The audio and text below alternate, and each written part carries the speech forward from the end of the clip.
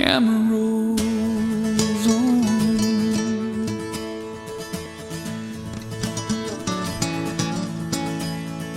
The ratings are waiting on the next sensation.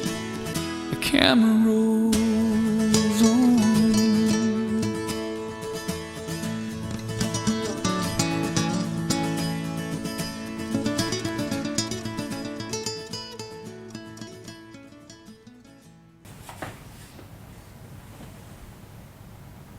Oh, hi.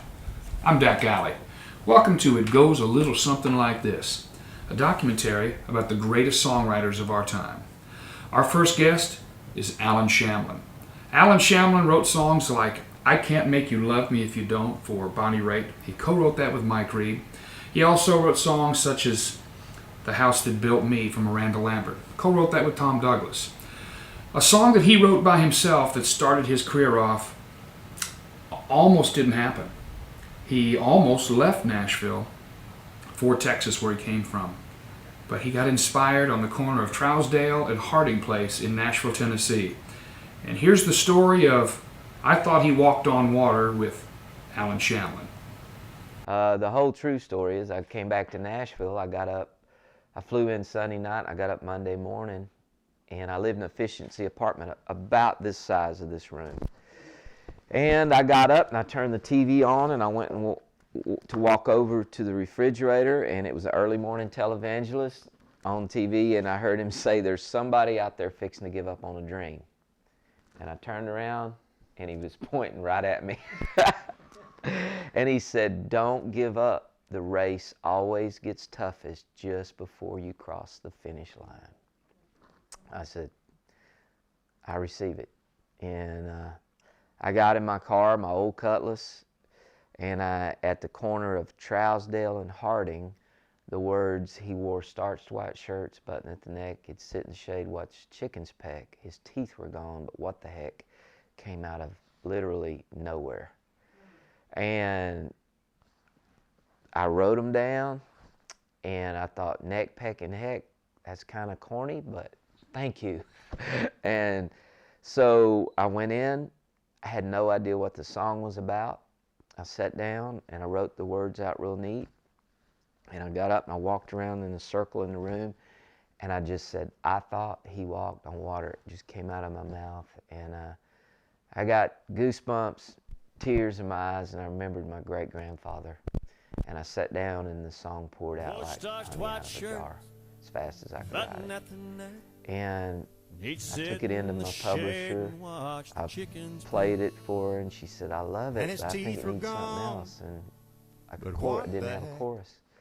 I drove home, I sat down, and as fast as I could write the chorus, I just wrote the chorus out.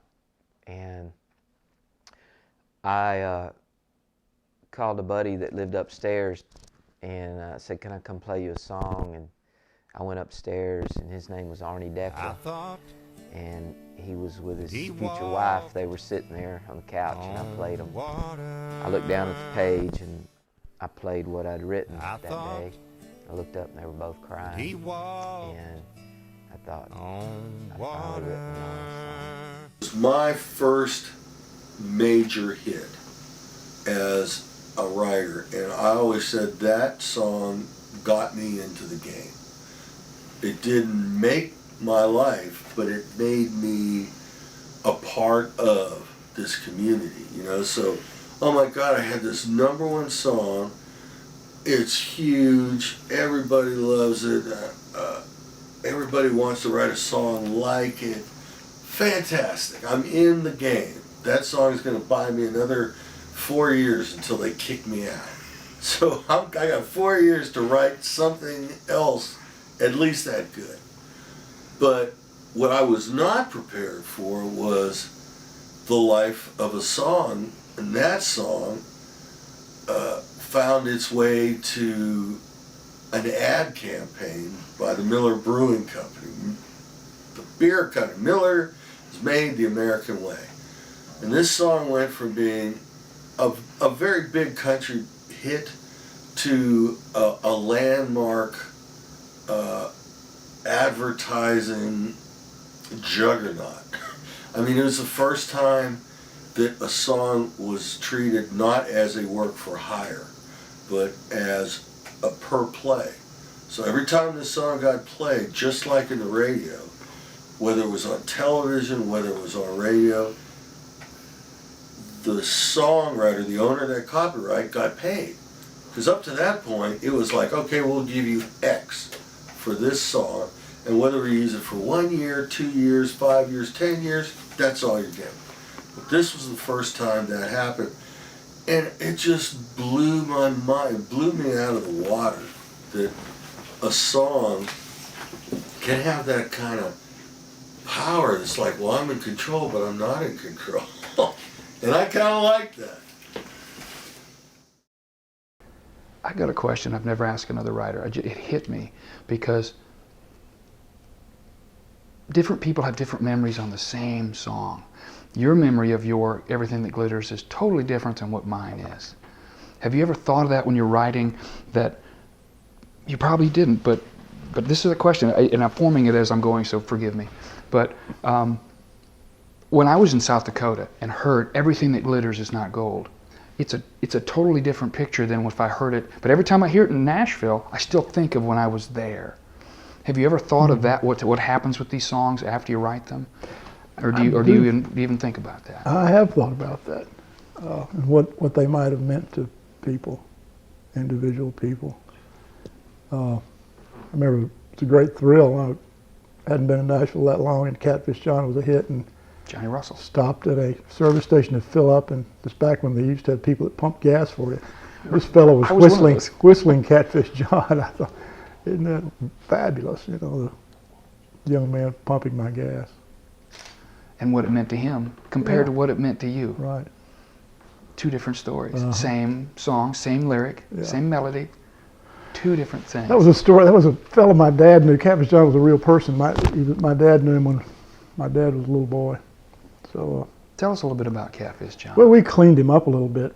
My dad, he was pretty raucous old character that used to claim he could talk a catfish into biting his hook and could talk to fish and things like that. Kind of a cosmic old character. We made him a former slave and so forth. Alan and I did to make it even more colorful. Do you believe that the songs come to life in a rewrite? Oh yeah. Oh yeah, absolutely. Often they do. And a song can come to life at the demo session. It can come to life in the mix, in the way it's mixed. That's really important. All those factors are important. It can come to life. He Stopped Loving Her Today, I don't think ever came to life until Billy Sherrill recorded it on George Jones. Tell us that. I was never really, I thought the song was okay. I wasn't crazy about it. And then when I went to Billy Sherrill's office and he played me what he had recorded on George Jones, I realized then it was something wonderful. I think it was something beyond what Curly Putman, my co-writer, and I realized. And I think George Jones and his producer, I think, breathed life into the song. Like, what was the thing that did it? George's performance and Billy Sherrill's production. And wasn't there who was the background singer on that? Millie Kirkham. Oh, that was the icing on the cake. That was cool. Now, Billy Sherrill used to get criticism for being too slick and putting a lot of orchestration on those records. And that's funny because now he's regarded as the great producer of the traditional country music of that era. And this may sound strange coming from a songwriter, but I think the best thing about that record is the cascading violins on the chorus of the song. He Stopped Loving Her Today. And it sounds like the man's soul is ascending to heaven. Mm-hmm. It does. When I heard that record and heard those violins, I mean, it just put chill bumps all over me, you know, and still does. Well, I was going to tell you the story about the song that people interpreted different ways. Yeah, let's hear that. I wrote a song called Homecoming, and I don't know how many people heard it, so maybe it won't make any sense to the listeners, but it's about a young man that goes out on the road and gets in the music business, and which is true, and his father couldn't figure out what kind of a kid will raise you, you know. I had an offer to manage a department store, when I get out of the Army. And my father thought, he's turning down an opportunity to manage a department store where I could get 25% off khakis. And going out and playing the guitar and singing through his nose. What's happened to this kid? What did we do wrong? And that's what the song's about. And the kid comes home to visit, and there's a girl in the car, and That's a he's great out song. picking and singing. But I'm driving down the road one night, and it's after this record came out, and it must be 1 o'clock in the morning, and there's a preacher on the radio, and he's talking about this guy who had ran away from home, abandoned his parents, seldom checked in. He was hanging out in honky tonks, and he'd been in jail, and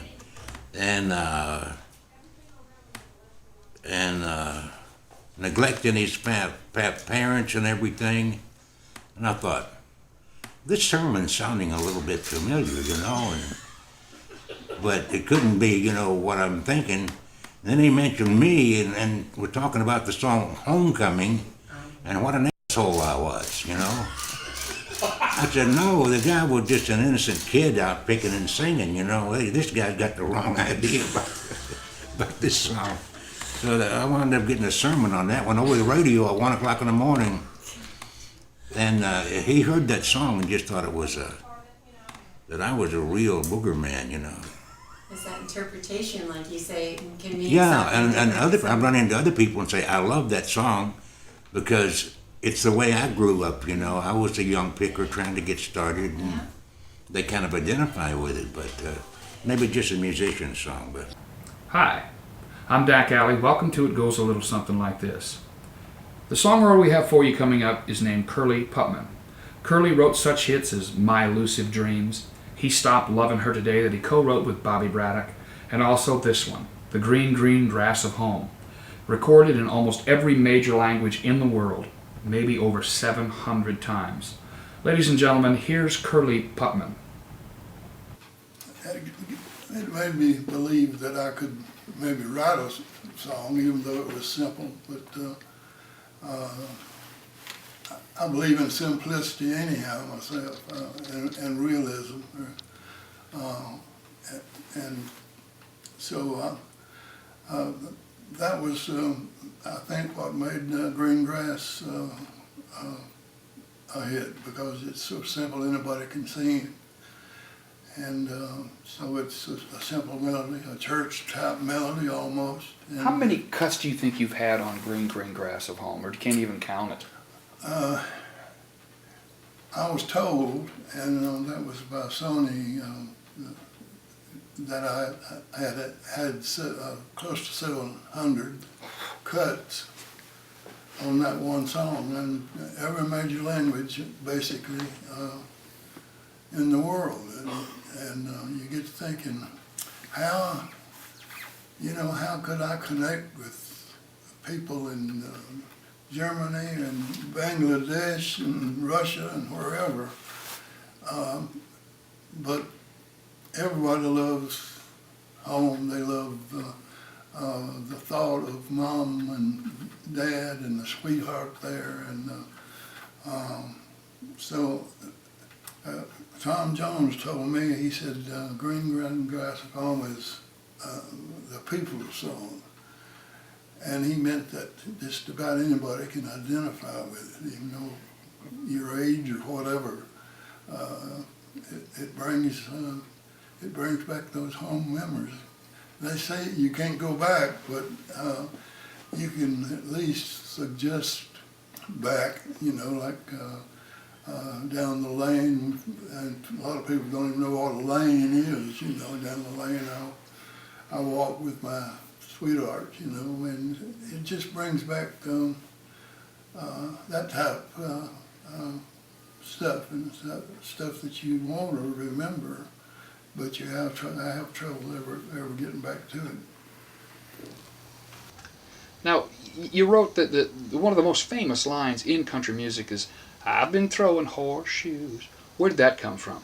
Well, I had to first 3 lines of that song, and I don't know,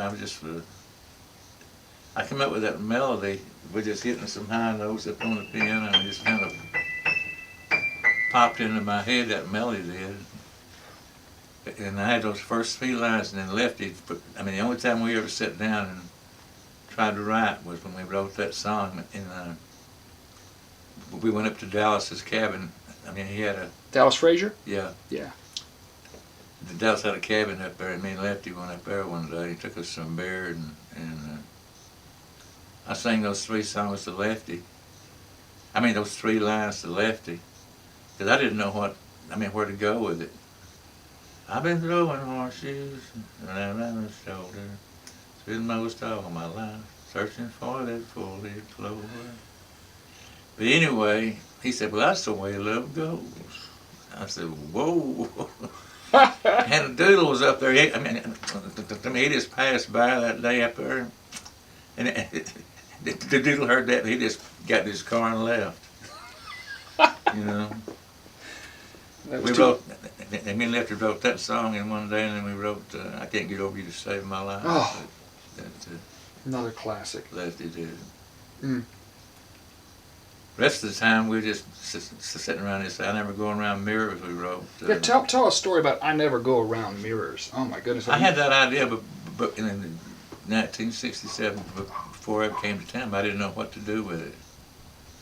And then one day me and him just had enough to drink, I guess, and we were sitting around picking, and that thing fell together pretty easy. Now, there's another story, there's another part of that, isn't there, with Keith? We only wrote a verse and a chorus to it. That's the way it was. That's the way Merle cut it, and that's the way Lefty cut it, that's the way I demoed it. And then later, when Keith wanted to do it, RCA wanted like a second verse. That was... Lefty had already passed away a long time before then, and I had to write that second verse by myself. And I fought that thing, because you got to write the same stuff. The same thing you said in the first verse, only different. In the second, yeah. And then one day, one night I was sitting down there and I'd had a few beers, and I said, hey Lefty, because he was cutting the next day or something, and I still didn't have it. I said, you need to drop down here and give me a hand on this thing, And for some reason, I wrote it in about 5 minutes after that. And it was pretty good. Tell us about Elvira. Now, that was written, it was a hit in what, 81, 82? Yes, about 80. I think it came out in 81, the Oaks came out. Oak Ridge Boys. Now, I had a record on Elvira in 66. And it was a hit in you might say the Southwest, like Atlanta, Georgia is #1, Houston #1, but it didn't catch on the East and West Coast. It just didn't catch on. But did it have the same? Yeah, it did. Mine was on Capitol Records. My cut was on Capitol, and it was classified as rhythm and blues. Because it was not a country record. It was a rhythm and blues type record. But anyway, long story short, it didn't happen. We still believed in the song, but it just didn't happen with me. And then Ron Gant, I think, pitched it to the Oaks, and the Oaks loved it. And Ron Chancey, cut the Oaks. But anyway. They cut it and put it out, and it was just a monster, And they had such a classy rendition of it. It was so good, the horns and all, and Richard Sturban. Can you believe him? It was just great. But when I got the idea for the song, I was writing some rhythm and blues things that I was recording for Capitol. And I remember we were coming to, Ray Baker and I were coming from town one night, and we pulled right by this street. It was a Gallatin Road at that time, and there wasn't an interstate. The only way to get from downtown out to Hendersonville and Madison was to come down to Gallatin Road. And but anyway, we spotted this street. It was on the left called Elvira, and Elvira Street. I've got an Elvira Street sign right over there. Hand it to me just right quick, and I'll let the folks see this right here. Yeah. Elvira Oh Avenue my right goodness. here. Yeah. How about this? How about that? Oh, that is awesome. But I have always been, you might say, a connoisseur of earthy soul names. And when I saw Elvira, I thought that is it. That is the epitome of earthiness and soul. That's down to the bone stuff right there. That's a beautiful. But anyway, it wasn't long before got a little riff going on it, and it came. It was one of those that came real quick. It did. Do you want to play a little bit of it for us? Yeah, Let's yeah, do I'd be that. glad to. Yeah, I'll just play a verse and a chorus. That'd be great. Okay. Elvira, Elvira, my heart's on fire, Elvira. Oh, eyes that look like a heaven and lips like a cherry wine. She can sure enough make my little light shine. I get a funny feeling up and down my spine, 'cause I know that my Elvira's mine. I'm a singing Elvira, Elvira.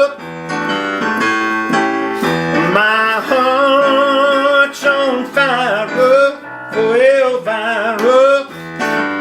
Oh, giddy up on Papa, mow, mow. Giddy up on Papa, mow, mow. Hi, hi, your silver wave. Yay. That is fantastic. Fantastic. Golly, thank you. Hi, I'm Dak Alley. Welcome back to It Goes a Little Something Like This. We're sitting down with Mac Davis, legendary movie star, rock and roll star, and country star. We were lucky enough to sit down with him and talk to him about his songwriting career. He's written such classics as Memories for Elvis, his own classic, Baby, Baby, Don't Get Hooked on Me, and Elvis's In the Ghetto. He's going to talk about In the Ghetto and how that was written, and he may even sing a little bit for you. Ladies and gentlemen, here's Mac Davis. And that's where the song came from, and it just, just jumped out. And it was one of my first big hits songs. But then In the Ghetto, I tried to write that every which way you can imagine, and it took me years to finally get a hook on it. And, Tell us, that was a Joe South lick. Tell us how that came about. Freddie Weller, Mm-hmm. who was a good friend of mine back in those days, and still is. I just don't ever see him much anymore. But we live many miles apart. But Freddie was in my office, and I had just signed a contract with Nancy Sinatra, and we had an office up on Sunset Boulevard in Los Angeles. And Freddie dropped by to see me, and he's showing me a lick that Joe South had showed him, and it was.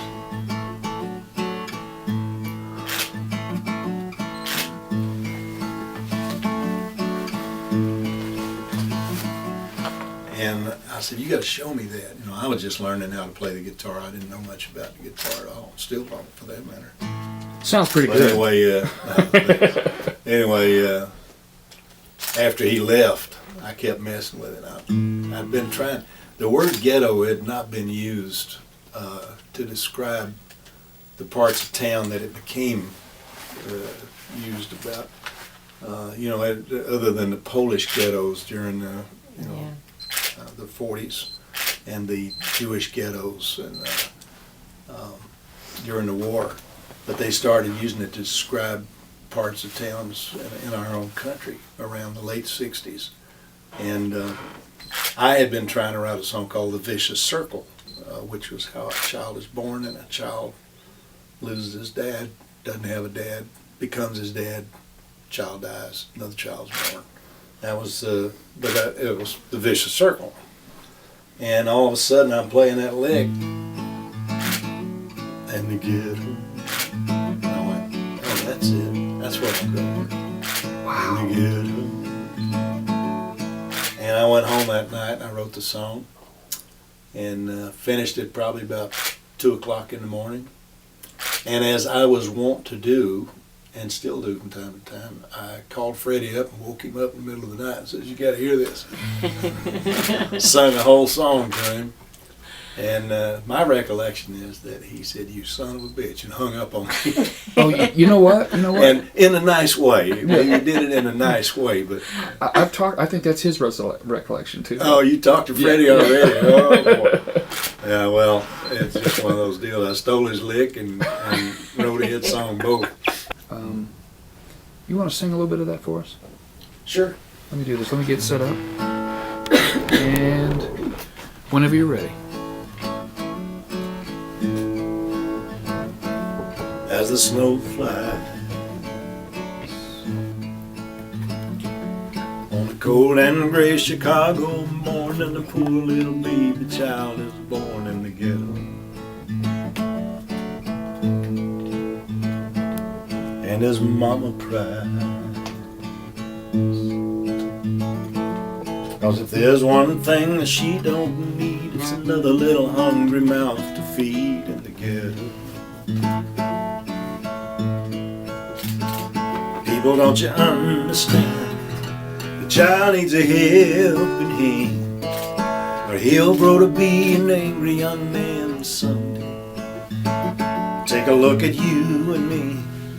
Are we too blind to see, or do we simply turn our heads and look the other way? Well, the world turns, and the hungry little boy with the runny nose plays in the streets as the cold wind blows in the ghetto. And his hunger burns, so he starts to roam the streets at night. He learns how to steal and he learns how to fight in the ghetto. And then one night in desperation, the young man breaks away. He buys a gun, steals a car, tries to run but he don't get far. And his mama cries as a crowd gathers round an angry young man face down in the street with a gun in his hand in the ghetto. And as the young man dies on a cold and gray Chicago morning, another little baby child was born in the ghetto. And his mama cried.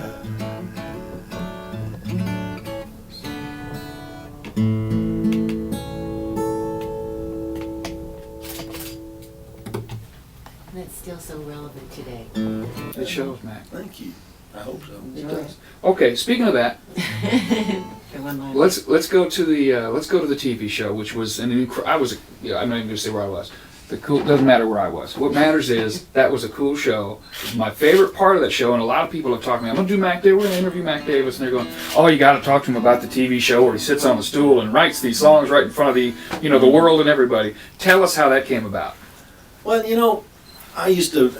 Some people would say something, and I would just start making up. Some people that I worked with, or people that I knew, or played golf with, or whatever, would say something, and I'd write a little quick song about it. I'd try to find humor. I'd try to take words and go the opposite of where you thought I would go with it, and I'd write some little funny song. Somebody says, you know, you ought to try that on the show. So we took a big chance, because, you know, time is money when you're doing a television show. And when we decided to do it, we decided, well, we do it at the end of the show. If we've got time left over, let's try it and see what happens. And here's the way they did it. They passed out little cards to people as they were lined up to come into the show.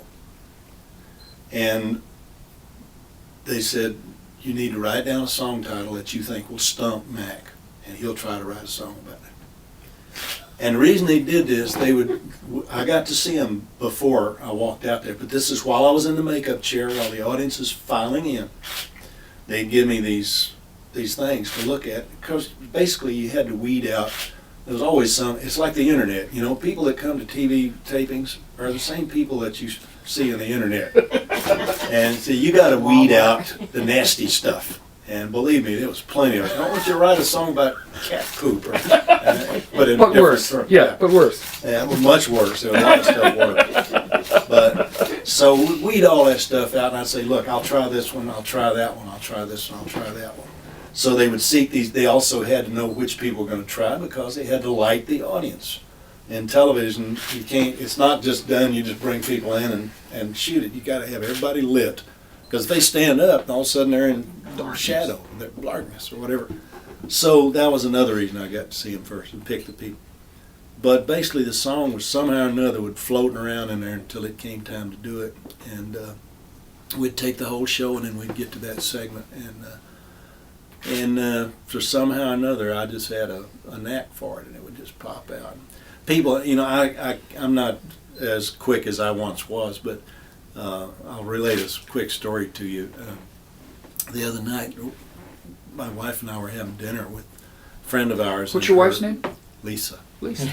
My beautiful Lisa. And we were having dinner with actually my business manager and her niece. And I was trying to explain what I used to do, and she was like, she didn't quite get it. And I said, well, you know, I would write these little quick songs and on the spot. And it's like, okay, about that time the waitress came up and she says, if you guys are having dessert, peanut butter pie is our specialty.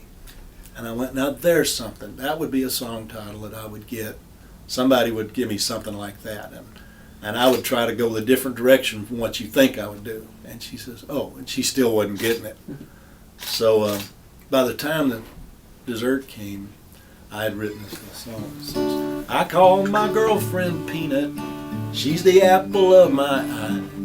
She's real good looking, but she ain't a good cook, and ain't nothing wrong with peanut butter pie. So that was the kind of thing I used to. I can still do it. It just takes me a little longer. But hey, man, yeah. that was awesome. Mac? My favorite one was the Cross-Eyed Cowgirl. Tell us. And she said, says, I want you to write a song called "I Fell in Love with a Cross-Eyed Cowgirl," and she had on this red plastic cowboy hat, and skin-tight red satin pants, and little red boots. And I'm looking at her, I'm going, okay, this will be easy. 'Cause I'm in love with a cross-eyed cowgirl, but I guess I'm gonna have to say goodbye.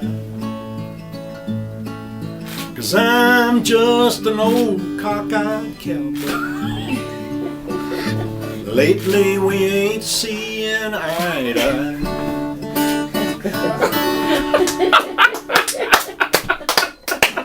There you go. Oh, great. Mac, thank you for sitting down with us today. We're going to take a few shots of you for some stills for the book, and we'll wrap it up. I actually on TV, it's politically incorrect. When I did it on the TV show, I actually crossed my eyes. Lately we ain't seeing eye. But I didn't want to do it here. I've learned since that it's.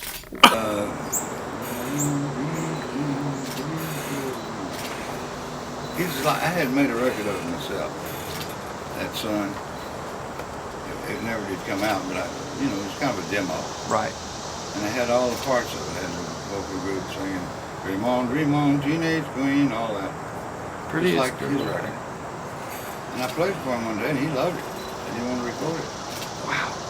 He did. This is one of the first things he did of mine, I think. He cut a lot of your stuff, didn't he? Yeah. And then later on, I wrote "Guess Things Happen."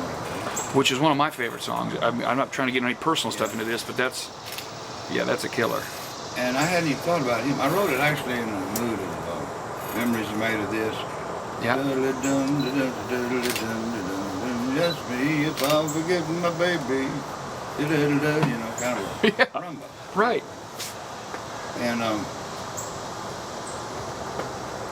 what's his name? Blanking out here. I turned 80 a few months ago, so I got to write. We're just glad to have you around still. Marty Stewart. Marty Stewart, Not yeah. Marty Robbins. Marty Robbins, oh yeah. Came to town one time in Memphis, City Auditorium, and I went down to see him, and I came back and went to the dressing room, and I had only written a verse and a chorus of Guess Things Happen That Way. But I sung it to him, and he seemed to like it. And the next day, he came by Sun's studio. Johnny Cash brought him by. Yeah. And he remembered the song, and he recorded it. I only had a verse and a chorus, but he recorded that.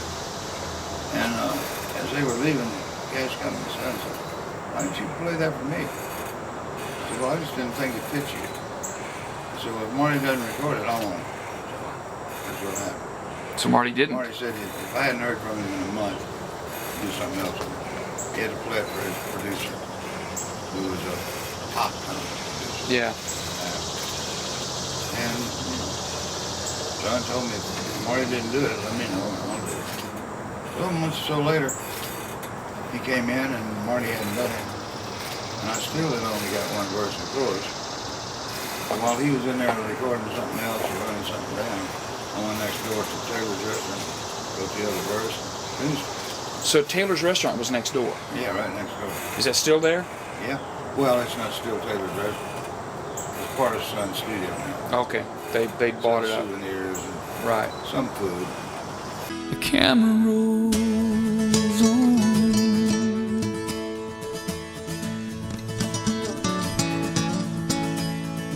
The ratings are waiting on the next sensation. The camera rolls